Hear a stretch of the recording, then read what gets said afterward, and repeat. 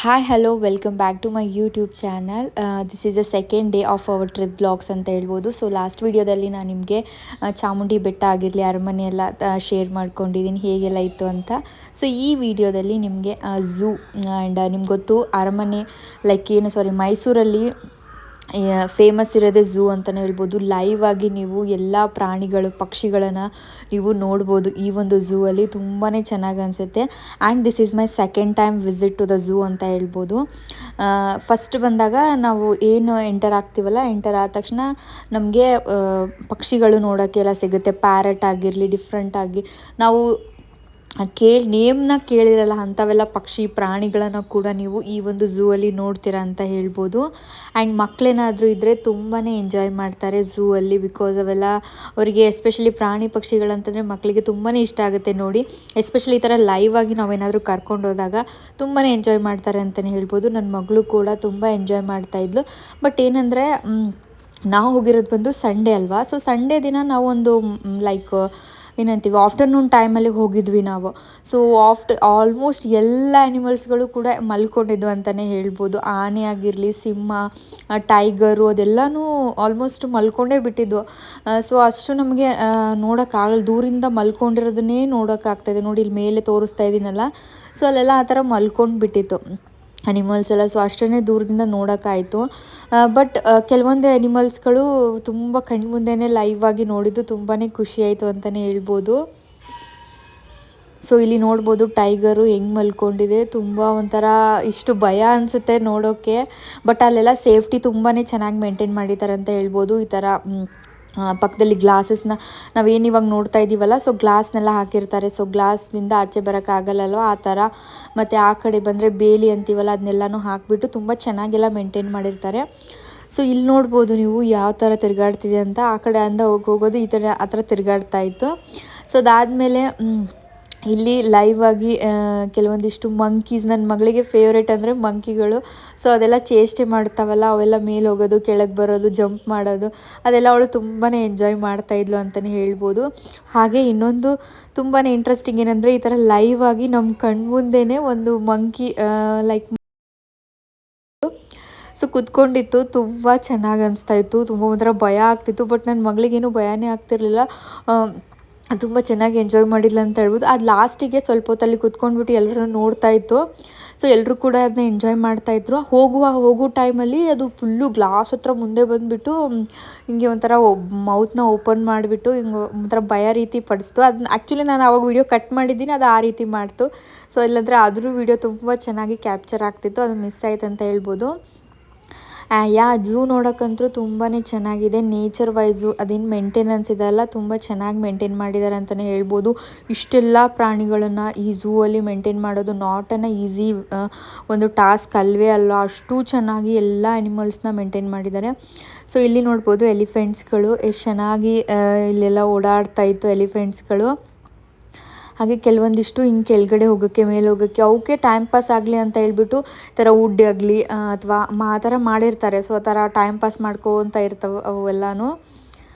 So ನೋಡ್ತಾ ಇದ್ವಿ ಎಲ್ಲ ಆ್ಯನಿಮಲ್ಸ್ಗಳನ್ನು. ಸೊ ಅಲ್ಲಂದರೆ ಇಲ್ಲಿ ಈ ಝೂಗೆ ಬಂದರೆ ನಿಮಗೆ ಇನ್ನೊಂದು ಏನೂ ಕನ್ಫ್ಯೂಷನ್ ಇರಲ್ಲ. ಲೈಕ್ ಅವರೇ ಡೈರೆಕ್ಷನ್ಸ್ ಎಲ್ಲ ಹಾಕಿರ್ತಾರೆ. ನಾವು ಹೋಗುವಂಥ ಒಳಗೆ ವೇ ಟು ಎಕ್ಸಿಟ್ ಅಂದರೆ ಆ ಥರನೇ ಎಕ್ಸಿಟ್ ಅಂತಲೇ ಹೇಳ್ಕೊಂಡು ಫುಲ್ ನಮಗೆ ಎಲ್ಲನೂ ಕವರ್ ಆಗುತ್ತೆ ಅಂತಲೇ ಹೇಳ್ಬೋದು. ಪ್ರತಿಯೊಂದೂ ತುಂಬ ಚೆನ್ನಾಗಿ ಅನಿಸೋದು.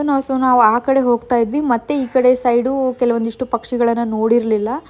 ಸೊ ನಾವು ಈ ಕಡೆ ಬಂದ್ವಿ ಅಂತಲೇ ಹೇಳ್ಬೋದು. ಇಲ್ಲಿ ಈ ಥರ ಚೈನ್ ಇರುತ್ತಲ್ಲ, ಸೊ ಆ ಚೈನ್ ರೀತಿ ಹಾಕಿರ್ತಾರೆ. ಮುಂದೆ ತೋರಿಸ್ತೀನಿ ನಿಮಗೆ.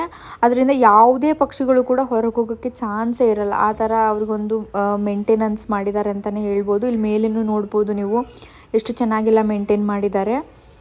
ಸೊ ಆ ಪಕ್ಷಿಗಳು ಹಾರಿಬಿಟ್ಟು ಬೇರೆ ಜಾಗಕ್ಕೆ ಹೋಗೋಕ್ಕೆ ಚಾನ್ಸ್ ಇರಲ್ಲ. ಅಷ್ಟು ಚೆನ್ನಾಗಿ ಮೇಂಟೈನ್ ಮಾಡಿದ್ದಾರೆ ಅಂತ ಹೇಳ್ಬೋದು. ನನ್ನ ಮಗಳಿಗೆ ಅಲ್ಲೇನು ಚೈನ್ ಹಾಕಿದಾರಲ್ವ, ಆ ಥರ ಅದನ್ನು ಓಪನ್ ಮಾಡೋದು, ಕ್ಲೋಸ್ ಮಾಡೋದು ಅವಳಿಗೆ ತುಂಬಾ ಇಷ್ಟ ಆಯಿತು ಅಂತ ಹೇಳ್ಬೋದು. ಮಕ್ಕಳಂದ್ರೆ ಹಾಗೆ ಒಂದು ಏನಾದರೂ ಅವ್ರಿಗೆ ಇಷ್ಟ ಆಗಿಬಿಟ್ರೆ ತುಂಬ ಎಂಜಾಯ್ ಮಾಡ್ತಾರೆ ಅಂತಲೇ ಹೇಳ್ಬೋದು. ಆಲ್ಮೋಸ್ಟ್ ಶೀ ಈಸ್ 3 ಇಯರ್ಸ್ ಅಲ್ವಾ, ಇವಾಗ 3 ಇಯರ್ಸ್ ಬಂತು.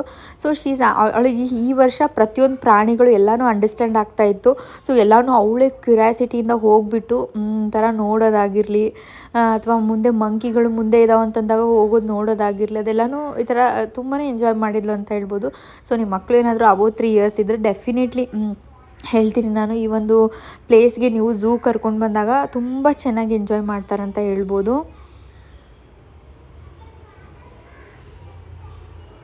ಆ್ಯಂಡ್ ನಾನು ಎಲ್ಲ ಕಡೆನೂ ವೀಡಿಯೋ ಮಾಡೋಕ್ಕೆ ಆಗಿಲ್ಲ, ಅಂದರೆ ಸುಮ್ಮನೆ ಎಲ್ಲ ಪ್ರಾಣಿಗಳು ನೋಡ್ತಾ ಹೋದ್ವಿ. ಸೊ ಕೆಲವೊಂದಿಷ್ಟು ಕ್ಲಿಪ್ಪಿಂಗ್ಸ್ಗಳನ್ನು ಲೈವ್ ಆಗಿರೋದನ್ನು ತೊಗೊಂಡಿದ್ದೀನಿ. ಸೊ ಲಾಸ್ಟ್ ಪಾರ್ಟ್ ಬಂದರೆ ಹೋಗುವಾಗ ಈ ಥರ ಜಿರಾಫೆಗಳು ಜಾಸ್ತಿ ಇತ್ತು. ಸೊ ಅದನ್ನು ಕೂಡ ನಿಮಗೆ ಆ್ಯಡ್ ಮಾಡಿದ್ದೀನಿ. ಸೊ ನಮ್ಮ ಹಸ್ಬೆಂಡು ಕೂಡ ಪ್ರತಿಯೊಂದನ್ನು ಮಗಳಿಗೆ ತೋರಿಸೋದಾಗಿರಲಿ, ಇಂಟ್ರೊಡ್ಯೂಸ್ ಮಾಡೋದಾಗಿರಲಿ ತುಂಬ ಚೆನ್ನಾಗಿ ಮಾಡ್ತಾಯಿದ್ರು ಅಂತ ಹೇಳ್ಬೋದು. ಸೊ ಅವಳಿಗೂ ಕೂಡ ಲೈವ್ ಆಗಿ ಅನಿಮಲ್ಸನ್ನು ನೋಡಿದಾಗ ಒಂಥರ ಅವ್ರಿಗೆ ಅಂಡರ್ಸ್ಟ್ಯಾಂಡ್ ಆಗೋಲ್ಲ ಮಕ್ಕಳಿಗೆ ಅಂತ ನಾವು ಏನೂ ಬಿಡಬಾರ್ದು. ಸೊ ಅವ್ರಿಗೆ ಟ್ರೈ ಮಾಡಬೇಕು ನಾವು ಹೇಳೋಕ್ಕೆ. ಸೊ ಅವ್ರಿಗೆ ಡೆಫಿನೆಟ್ಲಿ ಅಂಡರ್ಸ್ಟ್ಯಾಂಡ್ ಆಗಿರುತ್ತೆ. ಎಲ್ಲೋ ಒಂದು ಪಾಯಿಂಟ್ ಆಫ್ ವ್ಯೂ ಒಳಗೆ ಅವರು ಮಾಡ್ಕೊಂಡಿರ್ತಾರೆ. ಸೊ ಮಕ್ಕಳು ನಾವು ಅಂದ್ಕೊಂಡಷ್ಟು ಅವ್ರದ್ದು ಮೈಂಡ್ ಇದಿರಲ್ಲ, ತುಂಬಾ ಶಾರ್ಪ್ ಇರುತ್ತೆ, ತುಂಬ ಬೇಗ ಕಲಿತಾರೆ.